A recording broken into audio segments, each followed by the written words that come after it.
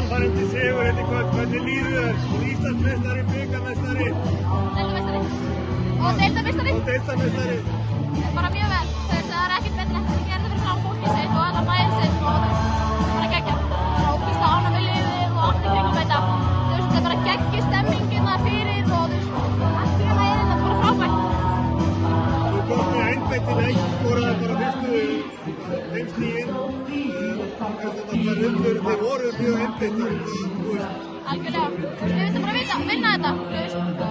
Það er ekkert létt að koma inn í þriðja leik og vinna, Njarðvík, við þurfum ekki að tapa fyrir vetur og það var mótivera okkur í það, það var ekkert gefið. Það er komið alveg mannbrellar og rúmstað gott lið og já, við vorum bara peppaðir í þetta Það voru svolítið sterkar í frábærum og einhver segja sterkar í einhverju.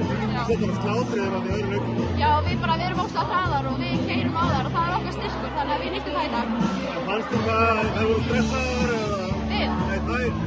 Ég meina, allir voru örugglega smá stressaðir, skilurðu, en það var bara gott stress, bara þetta var skemmtilegt. Frábært, þetta er bara innilega til hamingju. Takk fyrir.